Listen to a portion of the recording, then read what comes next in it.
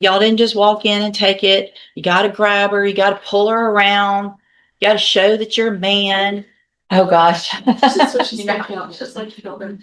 All right, Marvin Watts. Marvin, what? I want my voice back.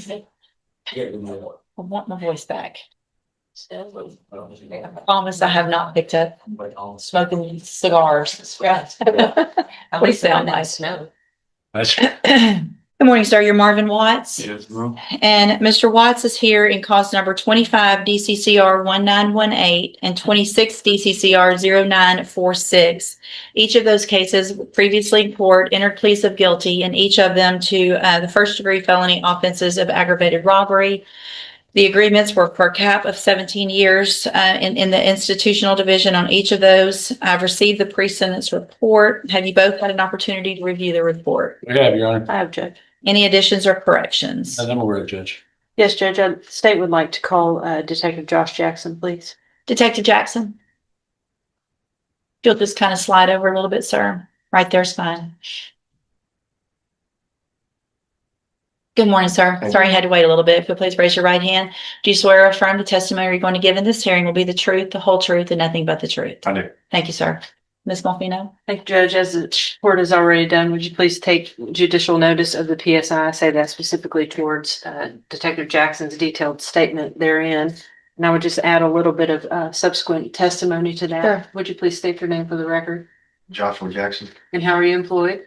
a detective with Beaumont Police Department. And as a detective with BPD, is it your duty to investigate violent crimes such as homicide, aggravated robbery, et cetera? It is. And did you have a chance to investigate an aggravated robbery that occurred in October of 2025 at the Dollar General on Highland? Yes. And did you later learn that that aggravated robbery went hand in hand, for lack of a better term, with an aggravated robbery that had occurred at Dollar General in September, the Express Mart in October? That's correct. So within a 1 month time period, there had been two aggravated robberies of stores located here in Belmont, relatively close together. That's correct. All this occurred in Jefferson County. Yes. And can you describe for the court, you have elaborated in the pre-sentence investigation report, your thoughts a little bit, and obviously the court is aware of the nature of the offense, et cetera.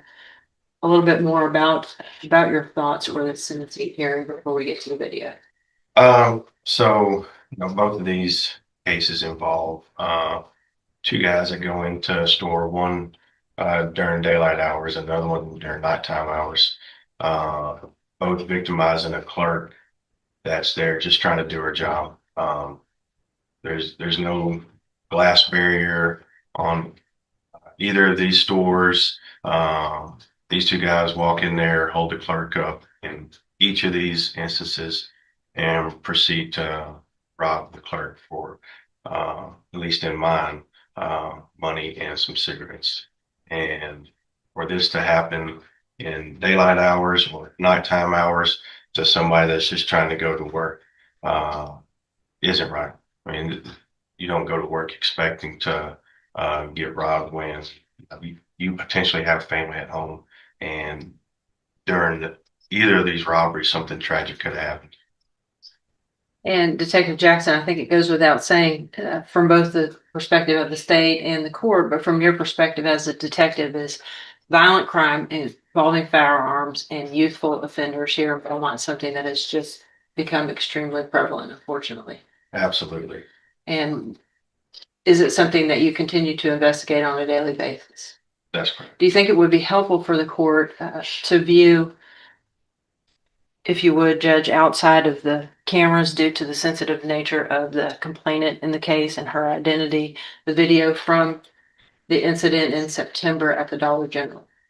Yeah, so there's two videos with just the Dollar General on this one that I brought with different angles.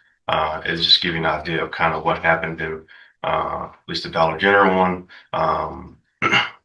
There's a lot that it's not going to show, which is the aftermath of it and speaking to the clerk and the terror and how she felt. Of course, that's all in the whole case. But at least these two videos will give you a sense of kind of what happened during that day. Okay.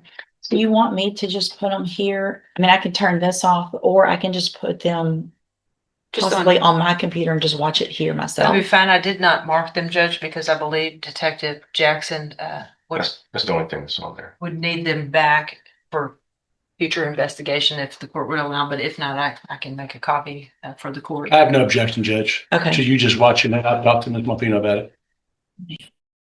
May I continue? Yes, ma'am. Detective Jackson, obviously, the court has taken note of your statement in the PSI, but is there anything additional that you would like to add for the record with respect to the sentencing you would like to see the court impose? No, I think what I wanted to convey is mainly in that email that I sent. Thank you. I have no further questions. Thank you. Any questions? No questions. Thank you very much for being here, Detective. I appreciate you. Any other witnesses? No, Judge, just a couple comments if I may. Sure, go ahead. Obviously, it asked the court to take everything into account, the fact that there are two aggravating offenses.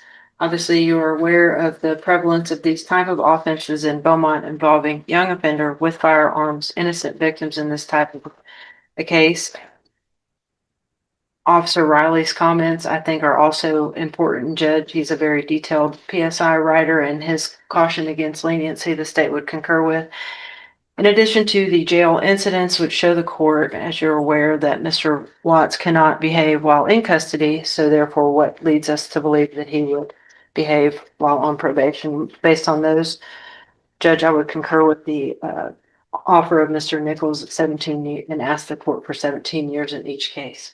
Thank you, Ms. Malfino. Mr. Parker, you may proceed. Your Honor, in regard to the write-ups, I've talked to him about those. Those happened prior to the his PSI, and that was when he was in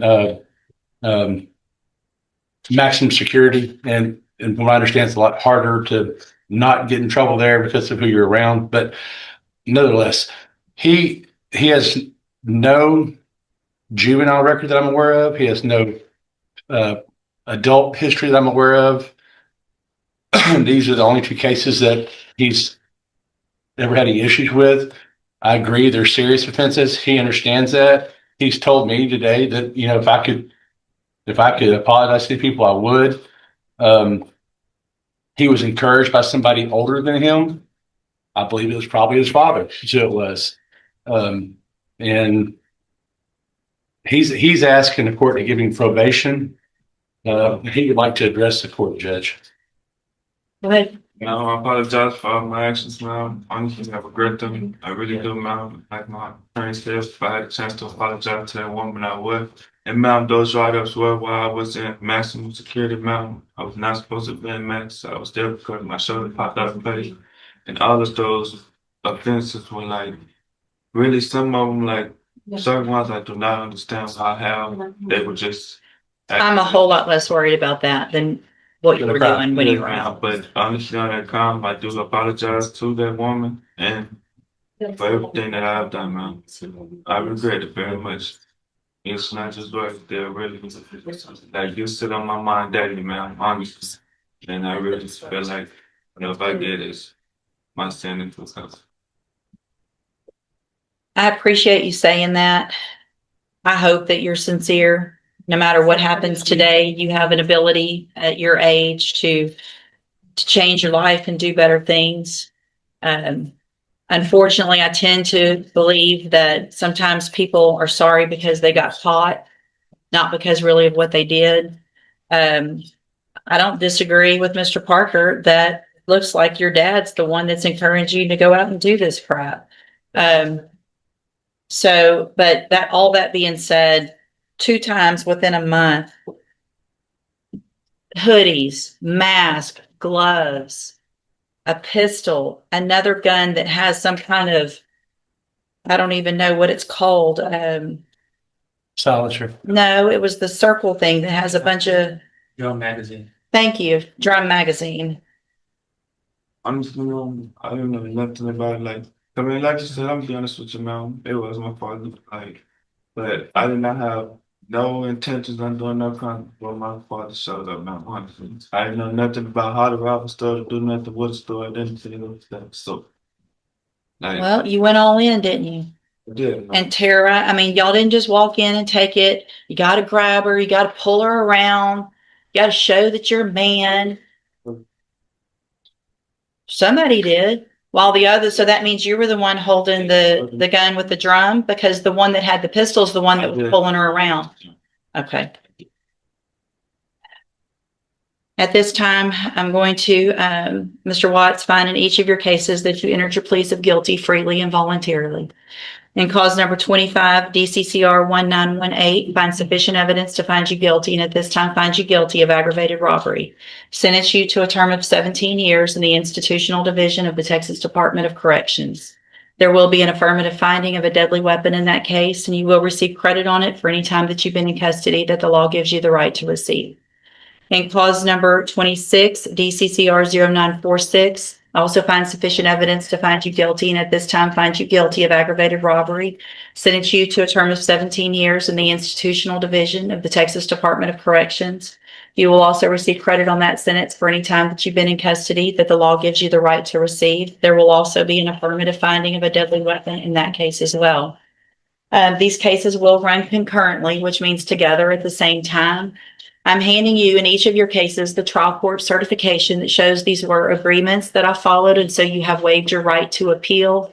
I also handed you a written admonishment regarding your ineligibility to possess a firearm or ammunition. Because of the judgments entered against you, you're ineligible under Texas law to possess a firearm or ammunition. Possession of a firearm or ammunition could lead to charges against you. If you have any questions about the laws that make you ineligible to possess a firearm or ammunition, or about how long that lasts, you can talk with Mr. Parker. Again, you're young. You're going to go to prison, obviously, for some amount of time. It's going to be up to you to do something different or not when you get out. All right. You can go back with the bailiff. Thank you. Thank you, Detective Jackson, for being here. Thanks.